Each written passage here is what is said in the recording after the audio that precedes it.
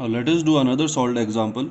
In this example, this circuit is given to us and this circuit has three batteries, 15 volt, 30 volt and 10 volt, and we are required to find out the power supplied or absorbed by each of the battery. Whatever is the case, which battery is supplying power or which battery is absorbing power, we need to find out.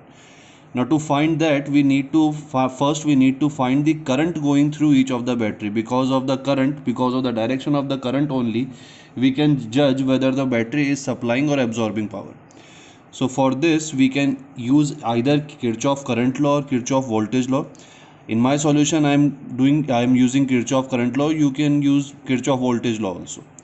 So to apply Kirchhoff current law, we will assume that at this point of the circuit the potential is 0. So if the potential at this point is 0, then the potential on the right side of the circuit will be equal to 10 volt because of this battery. Now these two parts, upper and lower part of the circuit, are in parallel to each other. So at all these 3 points, the potential will be equal to 10 volt. Now if potential is equal to 10 volt, then on this point the potential will be equal to 10 plus 15, that is 25 volt. So this will be equal to 10 plus 15 volts. Similarly, if we say that at this point let the potential be x, then at this point the potential will be 30 plus x. So these will be the potentials after at each of the junction, and we can find out, we can apply Kirchhoff current law now. So applying Kirchhoff current law for x, so here the equation that will be that we will have for all the x is at the 2 points, at this point and at this point. So we can apply KCL on both the junctions together. So for the current in this branch, in 5 ohm branch, the equation will be x minus 0 upon 5. Similarly, in 10 ohm branch, the equation will be x minus 10. The potential difference is 10. The potential difference is x minus 10. So it will be equal to x minus 10 divided by 10. For this point, from whatever the current that will come from this battery, the current will travel like this, and at this junction the current will be divided into two parts. One will go in the upward direction and the other part will go in the downward direction. So for upward direction, in this direction, the current will be x plus 30 minus 25, that will be the potential difference.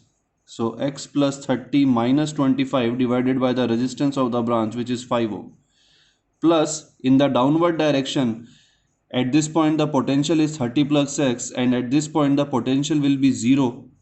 So it will be 30 plus x minus 0 divided by 10, and this should be equal to 0.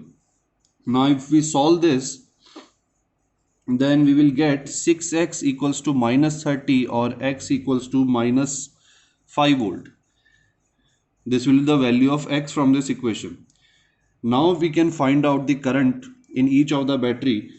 So first, the current in 10 volt battery, the total current that will be coming here, that current will be coming in two directions, from in this branch and from this branch. The current will be coming from these branches and they will be added up at this junction, and then they will go towards this battery. So we can write here that current in 10 volt battery, we can write it like this: current in 10 volt battery will be equal to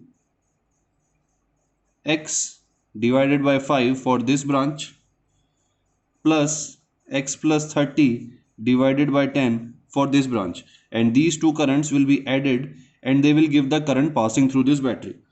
So if we solve this, we will get 3x plus 30 divided by 10, and if we put the value of x, which is minus 5, from here, then it will be equal to 15 upon 10, or 1.5 ampere. So a current of 1.5 ampere is passing through this battery. Now if we know the current that is passing through, then we can also find the power